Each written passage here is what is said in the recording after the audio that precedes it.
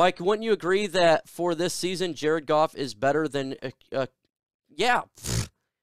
Hell yeah, he's better than Karen Rodgers right now. Karen's looking like butt cheeks. And if you watch that game, you expect Karen to come out and be as lead as he always is, but he's just not. He lost a step. 39-year-old Karen. That's what he is. He's lost a step. I was talking to TA behind the scenes, and I'm like, he's not the same Karen we're used to. He's just not. And it's hashtag facts. I got a tweet here. Love it.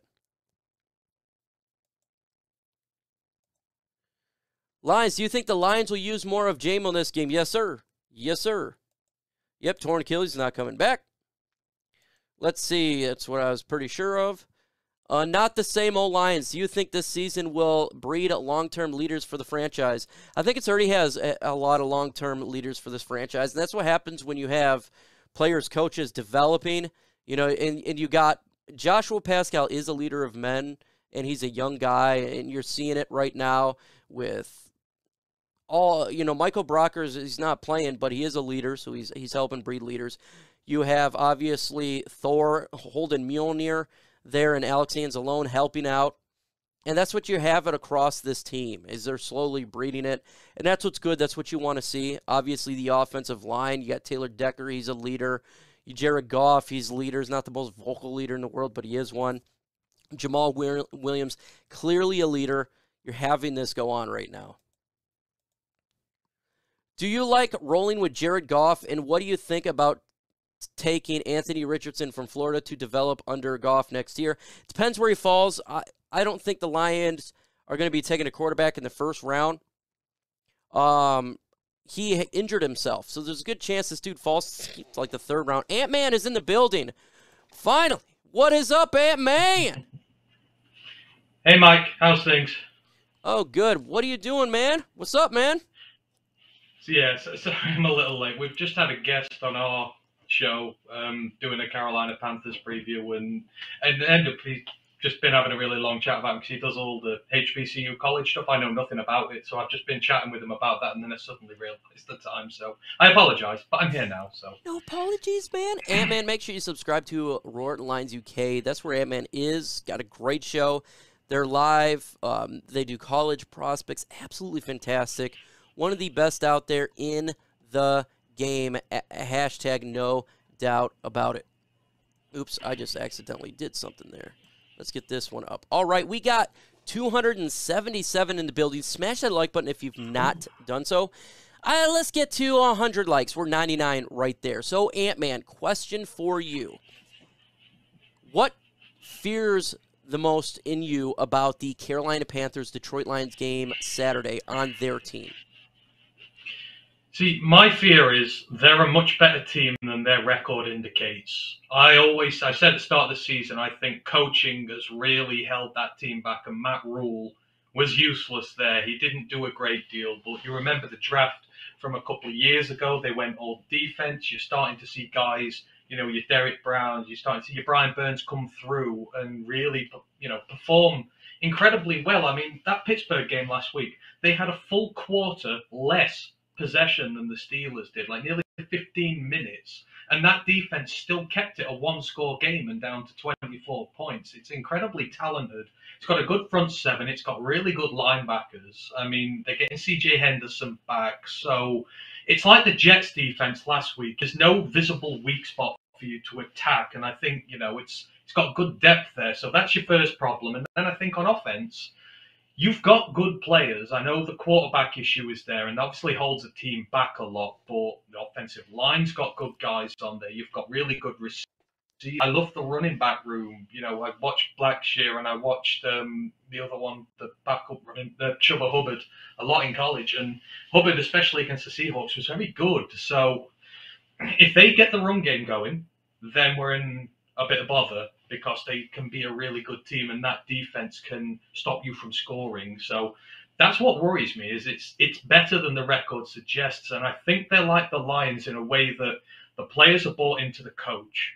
You know, Wilkes commands a lot of respect in that room, and I think they're playing very hard and very fast for him, which is what our guys do with Campbell. So You're coming up against a team who's going to kick your ass just as much as you're going to kick theirs, and you've got playmakers on it to take advantage of the situation. So that's what concerns me about this team this week. I think it's better than that record says it is.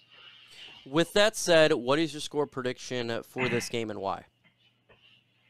With that said, I think the Detroit Lions are going to win this game. I think it's going to be low scoring. I don't see either team breaking 20 points.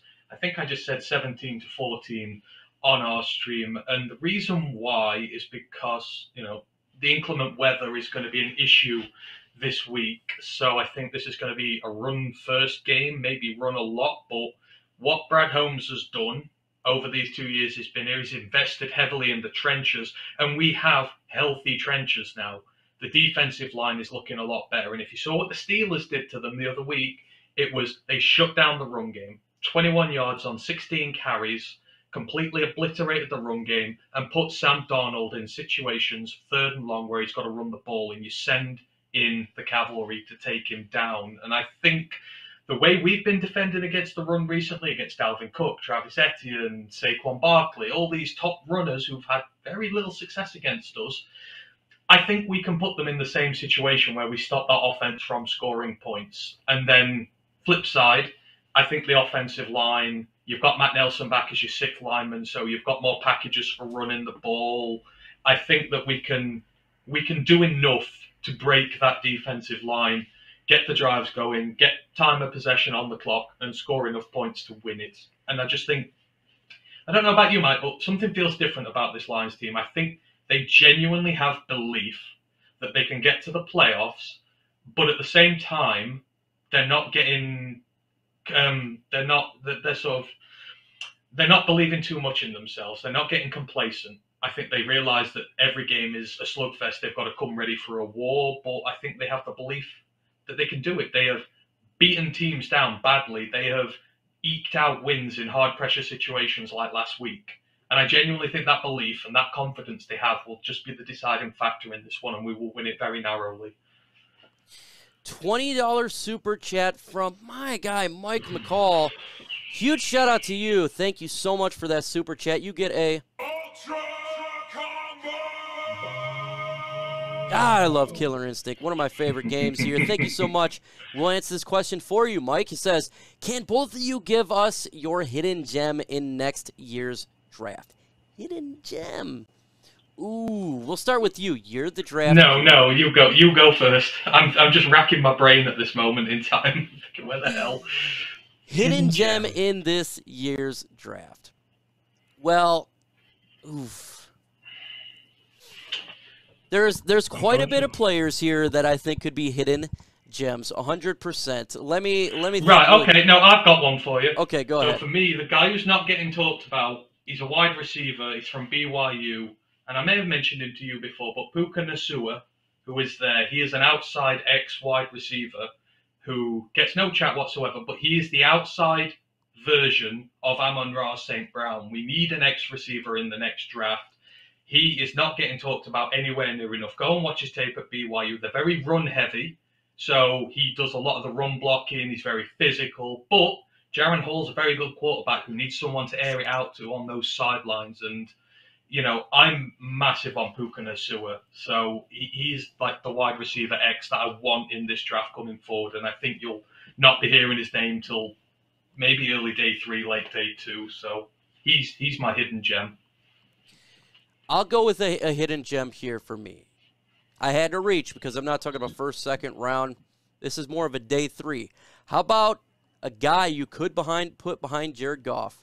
TCU quarterback Max Duggan. How about him? I like what he brings out there. This guy is ferocious. He did declare for the draft. He had, I think it was around 3,500 yards passing, 30 touchdowns, 4 interceptions. So, and he's a gamer guy. I think you can get him in the late rounds, and he could be a guy you developed behind Jared Goff.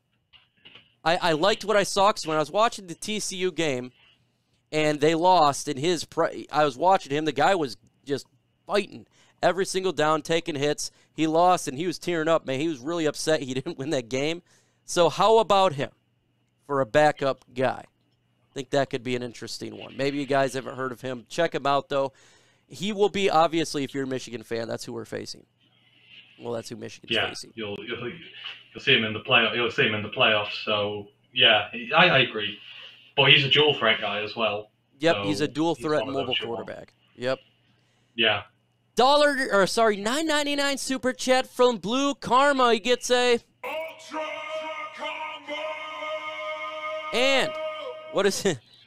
My guy says nothing on this one, but I'm going to go with the next comment. He says, the excitement I feel right now is rising. I'm with you. I'm super excited. I love what I'm seeing. I think it's fantastic. Watching this team go in the right direction. Do you agree with me there, Ant-Man, that this team is heading in the right direction like Blue Karma?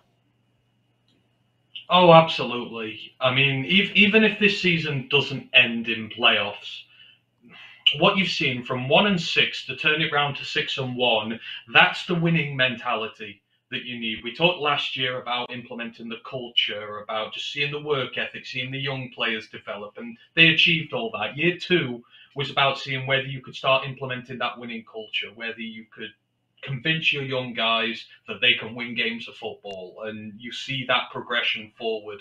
And this last 7 games has shown, yes, 6 of 7. I mean, when was the last time we won 6 out of 7 games? All with our youngsters, all with injuries. You know, we've only had just players just coming back. So for me, I've seen just about everything I need to in terms of like the mentality and, you know, how the players are playing and the way they're playing this year to deem it a success, even if we don't make the playoffs. Obviously, I want us to, but this team is heading in the right direction, man. You think one more off-season, one more draft, bit of free agency money to spend this year. I mean, we're gonna be a real threat next year. We're already a real threat, but you know we are going in the right direction, absolutely.